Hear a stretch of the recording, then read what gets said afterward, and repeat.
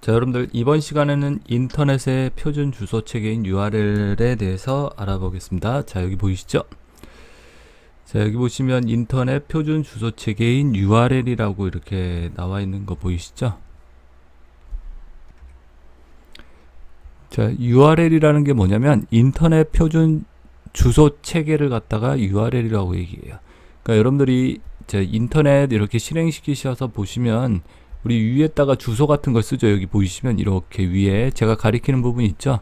자, 이 부분을 갖다가 뭐라고 얘기한다? 여러분들 URL이라고 그래요. 이 부분, 그죠? http www.naver.com이라고 이렇게 돼 있는 이렇게 주소를 표기하는 방법을 뭐라고 얘기한다? URL이라고 얘기합니다. 유니폼 리소스 로케이터의 뭐 약자라고 얘기를 해요. 자, 그래서 URL이 뭔지 이렇게 아시겠죠, 여러분들? 자, 그래서 URL에서 맨 앞에는 프로토콜이 들어가. HTTP 뭐 아까 있었죠? 그게 이제 프로토콜이에요. 그래서 우리가 프로토콜이라는 건 통신규약이라고 말씀드렸죠, 앞에서. 통신할 때 쓰이는 규칙과 약속. 그래서 HTTP라는 프로토콜을 사용해라. 이제 그게 뭐 하는 프로토콜이라면 하이퍼텍스트, 우리 인터넷 문서, 이렇게 인터넷상에서 보고 있는 그런 문서를 보내거나 받고 이렇게 할 수 있게 해주는 프로토콜이라고 그래요. 그래서 인터넷 주소 앞에 HTTP라고 이렇게 들어가는 거고요. 그 다음에 호스트 주소, 컴퓨터 주소가 들어갑니다. 뭐 www. 네이버, 뭐 구글. 뭐 이렇게 .com 이렇게 들어간다는 거죠. 그리고 포트 번호라고 해서 포트 번호가 들어갈 수 있고요. 포트 번호는 어떠한 그 서비스 식별 번호다 뭐 이렇게 얘기도 해요. 또는 이제 자기만의 어떤 고유한 그 사이트를 접속할 때 이 번호를 넣고 들어오라고 이렇게 만들 수 있습니다. 그러니까 우리 뭐 기관마다 뭐 이렇게 전화번호 같은 거 만들잖아요. 고유한 번호 112, 뭐 119 이렇게. 자, 그리고 파일 경로가 들어갈 수 있다. 그래서 인터넷 주소 체계 URL은 앞에 프로토콜, 호스트, 서버 주소, 그 다음에 포트 번호나 파일 경로, 이 부분은 근데 생략이 가능하다라고 이렇게 되어 있는 거고요. 자, 그 다음에 여기 보시면 이제 가상 메모리라고 나와 있는데요. 가상 메모리는 지금 여기 네트워크에서 나올 내용은 아닌데, 이 컴퓨터 일반 부분에서 이제 메모리와 관련된 내용에서 나옵니다. 근데 여기 나왔으니까 한번 설명을 드릴게요. 가상 메모리는 주기억 장치보다 큰 용량을 필요로 하는 프로그램을 실행할 때 유용하게 사용이 된다라고. 자, 그래서 가상 메모리, 버추얼 메모리 이렇게 얘기해요. 가상현실 뭐 이렇게 얘기하죠. 버추얼 메모리 이렇게 없는데 있는 것처럼 사용한다. 이걸 갖다가 우리가 가상이라고 얘기하는 거죠. 자, 그래서 주기억장치 우리 뭐라 그러죠? 정확하게 얘기해서 D램이라고 얘기합니다. 우리 컴퓨터나 노트북 같은 거 사시면 여러분들 메모리라는 얘기를 쓰잖아요. 메모리. 우리 메모리가 얼마다, 뭐 8기가다, 뭐 16기가다, 뭐 4기가다 이런 말을 쓰는데 이게 이제 바로 메모리, 주기억 장치를 뜻하는 말입니다. 자, 그래서 주기억 장치보다 큰 용량을 필요로 하는 프로그램을 실행해야 할 때. 자, 그래서 주기억 장치가 우리 프로그램이 실행되는 장소. 여러분들 우리 프로그램 실행하죠. 뭐 문서 작성하는 한글이라든지 엑셀이라든지 파워포인트라든지. 자, 이런 프로그램을 실행을 해요. 그럼 그 프로그램들이 실행되는 곳이 있겠죠. 그게 바로 뭐다? 메모리란 얘기예요. 메모리. 주기억 장치. 근데 여러분들 메모리가 작으면 이렇게 4기가다. 메모리가 작으면 어떻다?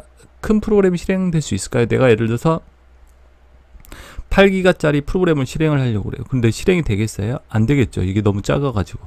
한마디로 운동장이 작다라는 거. 운동장이 작으면 애들이 놀 수 있는 공간이 없겠죠. 그래서 좀 더 큰 용량을 쓰자라고 해서 어디를 갖다 여러분들 보조 기억 장치. 자, 그래서 어디에 용량을 갖다 쓴다? 보조 기억 장치의 일부분을 갖다 쓴다. 보조 기억 장치. 여러분들이 쓰는 C 드라이브, D 드라이브 있죠?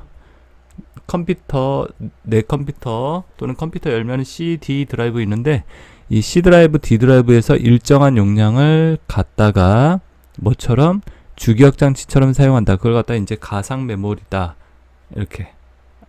알겠죠? 그래서 C나 D의 일부분을 마치 뭐처럼 사용한다? 주기억 장치처럼 사용한다. 그러니까 이제 가상 메모리다라고 이해하시면 됩니다. 자, 여기 알겠죠? 가상 메모리. 자, 근데 가상 메모리를 크게 쓰면 되지 않느냐. 근데 단가가 비싸요. 그렇기 때문에 많이 쓰지 못하는 거죠. 한마디로. 자, 그래서 보조기억 장치의 일부분을 갖다 쓴다.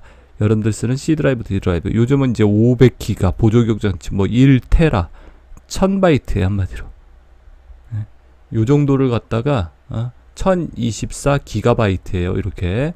그렇기 때문에 용량이 엄청 크죠. 4기가, 8기가에 비해서. 그래서 이 부분을 떼어다 쓰는 거예요. 자, 그래서 가상 메모리 이렇게 알아두시고요. 가상 메모리를 왜 사용하는지. 자, 그 다음에 OSI 7계층이라고 나와 있습니다. 그 밑에 OSI 7계층. 자, 화면 좀 지우고. 자, OSI 7계층이다 라고요. 자, OSI 7계층 2기종 단말간 통신과 호환성을 모든 네트워크상의 원활한 통신을 위한 최소한의 네트워크 구조 모델이라고 얘기한다. 제공하는 모델. 그러니까 이 OSI 7계층이라는 것은 2기종 간 이런 말이 나와 있죠. 2기종이라는 것은 서로 다른 이런 뜻이에요. 서로 다른 컴퓨터 간에 통신을 하기 위한 7가지의 단계를 만드는 거예요. 1, 2, 3, 4, 5, 6, 7. 알겠죠? 이런 단계를 만들어 놓고 요 단계를 이렇게 준수해야지 뭐다? 서로 다른 컴퓨터 간에 통신을 할 수 있다라는 얘기예요. 원활하게 통신을 할 수 있다. 그래서 그런 규격을 만든 게 바로 이제 OSI 7계층 ISO 국제 표준화 기구에서 이렇게 제정을 한 겁니다. 국제 표준화 기구에서 이렇게 제정을 해놨어요. OSI 7계층 구조다 해가지고 서로 다른 이기종 간의 컴퓨터를 위한 7개의 계층, 단계를 만들어 놓자. 여기 규격이죠. 그렇게. 이렇게 알아두시면 되겠고요. 그 다음에 우리 이제 프로토콜이란 말. 자, 여러분들이 이제 프로토콜이란 말을 갖다가 앞에서도 많이 썼죠. 프로토콜. 통신을 하기 위한 몇 가지, 7가지를 구성해 놓은 것이다. 이게 이제 OSI 7계층 구조라고 얘기하고, 프로토콜은요, 여기 설명이, 잠시만요. 여러분들 요 부분. 이렇게 프로토콜은 다시 여기다 적어 놓을 텐데요. 통신을 하기 위한 규칙과 약속. 그러다가 뭐라 부른다? 프로토콜. 통신 규약. 이렇게 얘기하죠. 통신할 때 쓰는 규칙과 약속. 이걸 갖다 프로토콜이다. 그래서 어떤 우리가 규칙과 약속을 정해놓고 뭐 데이터를 보내거나 받고 뭐 처리를 하는 이런 것들을 갖다 규정을 해놔야겠죠. 여러분들 그걸 갖다가 뭐라? 프로토콜. 그러니까 우리 어디를 가나 전 세계적으로 신호등이 똑같죠. 그죠? 빨간색이면 정지, 파란색은 전진, 뭐 이렇게. 그죠? 어떤 나라 갔더니 빨간색이 그 통행, 그죠? 그리고 파란색이 정지, 이렇게 되면 큰일 나잖아요. 그러니까 전 세계적으로 이렇게 약속을 정해놓은 거죠. 이게 이제 규약이라고 그러죠. 통신할 때 쓰는 규약을 프로토콜 이렇게 이해하시면 되겠죠. 자, 그 다음에 그 밑에 부분 한번 볼게요. 그 밑에 내용 쭉. 내용을 좀 지우고. 자, 인트라넷이라는 말 나와 있어요. 자, 인트라넷. 자, 인트라넷이라는 말이 나와 있는데, 인트라가 뭐다? 내부에, 이런 말이죠. 자, 이 내부에 이런 말이 나오면 인트라를 뜻한다 라고 이해하시면 되고요. 자, 그래서 인트라넷 내부의 네트워크, 한마디로 그런 뜻이죠. 인터넷 기술과 통신 규약을 기업 내의 전자우편, 전자결제 등과 같은 정보 시스템에 적용한 것을 뭐라고 그런다? 인트라넷이다.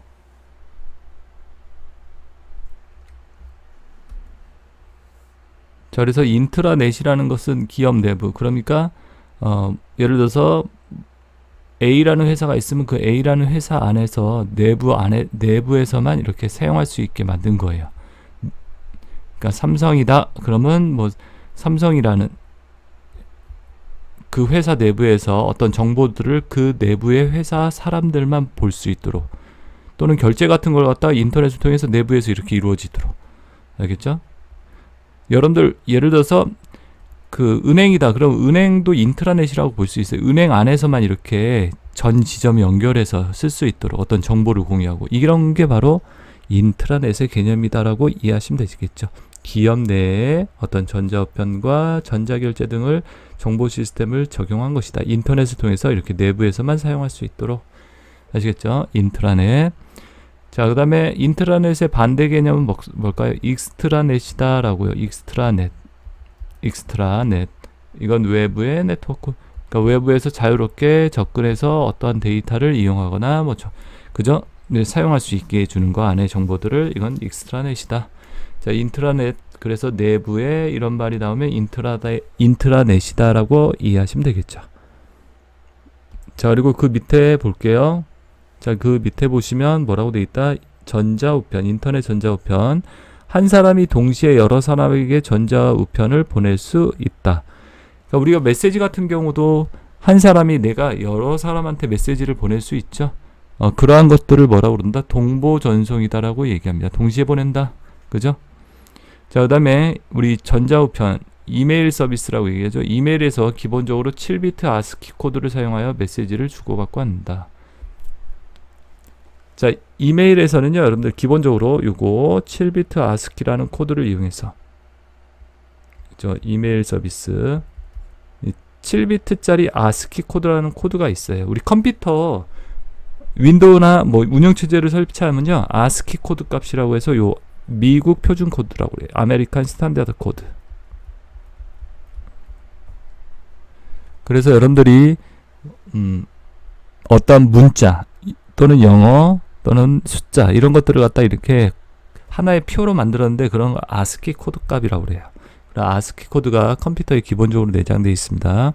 우리 컴퓨터를 어디에서 만들었다? 미국에서 이렇게 만들었어요. 1950년대. 그래서 미국에서 만든 컴퓨터 그 안에는 다 아스키 코드. 그래서 기본적으로 우리가 쓰는 컴퓨터에는 다 아스키 코드 값이 있고, 여기 이 아스키 코드를 이용해서 이메일을 주고받고 한다. 기본적으로 그 내장이 되어 있기 때문에. 자, 그렇게 개념을 알아두시면 되겠고요. 자, 전자우편은 우리가 기본적으로 많이 쓰는 서비스이기 때문에 여러분들이 이 전자우편에 대한 내용들은 이렇게 알아두셔야 합니다.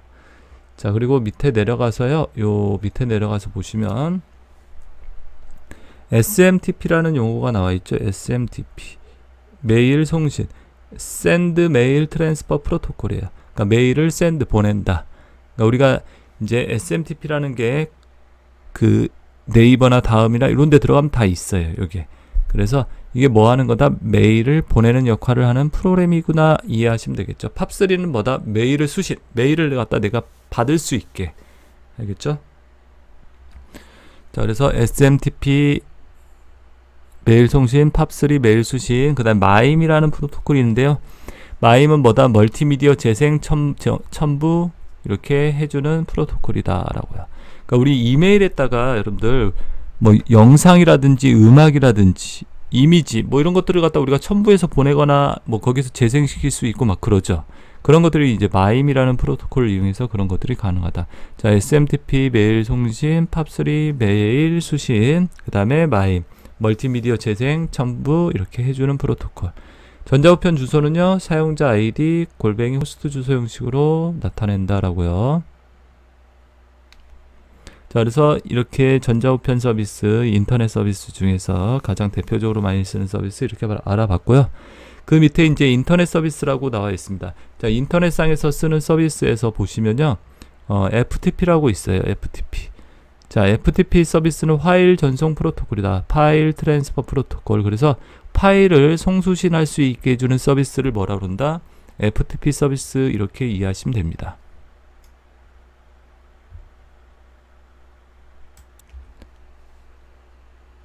자, 그 다음에 여러분들 파일 전송 모드는 여기 보시면 파일 전송 모드는 두 가지로 구분된다. 파일을 갖다 보내고 받을 때 쓰는 이 두 가지의 상태가 있다 그러는데 바이너리 모드와 아스키 모드가 있다. 바이너리 모드라는 것은요, 그림, 동영상, 실행 파일 전송에 사용되는 모드라고 그래요. 방법. 알겠죠? 바이너리 모드로 보내라 그러면 이런 그림, 동영상, 실행 파일을 전송할 때 쓰는 방법이고요. 아스키 모드라는 것은요, 텍스트 파일을 전송할 때 쓰는 모드다, 방법이다. 이렇게 이해하시면 됩니다. 그래서 FTP는 이제 크게 두 가지의 어떠한 서비스로 나눠진다. 바이너리 모드다, 아스키 모드다. 그러면 바이너리는 그림, 동영상, 실행 파일이요. 이렇게 세 가지를 보낼 때 쓰는 방법이고, 알겠죠? 이렇게 세 가지를. 그 다음에 아스키 모드는 텍스트 파일, 우리 텍스트 파일이라고 있죠? 그 텍스트 파일을 갖다가 문서, 그림, 글자 이런 것들을 보낼 때. 자, 그 다음에 거기 보시면 어노이모스 FTP라고 되어 있죠. 어노이모스 FTP 서버는 계정 없이 아이디나 비밀번호 없이 누구나 사용할 수 있게 해주는 FTP 서버다. 그러니까 여기 서버를 통해서 여러분들이 뭐 원하는 파일 같은 걸 보내거나 받을 수 있게 이렇게 한다는 얘기예요. 자, 그 다음에 인터넷 서비스 중에 텔넷이라고 있죠. 텔넷은 원격 접속이라고 그래요. 멀리 떨어져 있는 곳에 컴퓨터에 이렇게 접속해주는 서비스를 텔넷 서비스다 라고요. 자, 그러니까 내가 여기에서 저 미국에 있는 컴퓨터를 뭐 접속할 수도 있죠. 그런 것들이 이제 텔넷이에요. 자, 그 다음에 유스그룹, 유즈넷, 특정 주제에 대한 의견들을 나눌 수 있는 인터넷 게시판 서비스를 뭐라 그런다? 유즈넷이다. 유스그룹 서비스다라고요. 자, 그 다음에 그 밑에 보시면요.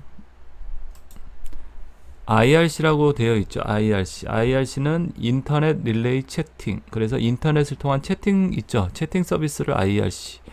자, 그리고 아키는요, 파일 검색 서비스. 인터넷상에서 파일 같은 거 검색할 수 있게 해준 서비스. 고포는요, 메뉴 선택 방식의 검색 서비스다. 자, 그리고 웹 서비스. 하이퍼링크를 이용한 인터넷상의 검색 서비스. 그러니까 우리가 인터넷상에서 그 웹이라고 그랬죠. 웹페이지. 이렇게 눌러가지고 어떠한 데이터들을 갖다 이렇게 눌러서 글자들을 누르면 여러분들 뭐 페이지가 열리고 그 페이지 연결해서 들어가죠. 이런 걸 갖다가 웹 서비스라고 그래요. 그러니까 우리가 이거 하이퍼링크라는 것은 페이지와 페이지를 계속 연결을 시켜 놓는 거죠. 이렇게 이런 식으로. 그래가지고 어떠한 정보를 이용할 수 있게 해준다. 웹 서비스. 알겠죠? 이러한 서비스들 뭐 이렇게 다 있는데 이런 것까지 다 볼 필요는 없을 것 같고요. 여러분들 IRC가 뭐냐? 웹 서비스, 유즈넷, FTP, 텔넷 요 정도 내용들 인터넷 서비스에 이런 서비스들이 있다라고 이렇게 구분해 주시면 되겠습니다. 자, 여기까지 해가지고 여러분들 이렇게 네트워크에 대한 부분들은 설명을 이렇게 했습니다. 자, 그래서 이번 시간에 네트워크에 대한 설명까지 이렇게 강의를 마치겠습니다. 다음 시간에는요, 컴퓨터 일반 부분 내용을 갖다가 강의를 하겠습니다. 자, 여러분들 수업 듣는 여러분들 고생 많이 하셨습니다. 그리고 반드시 합격할 겁니다. 여러분들 감사합니다.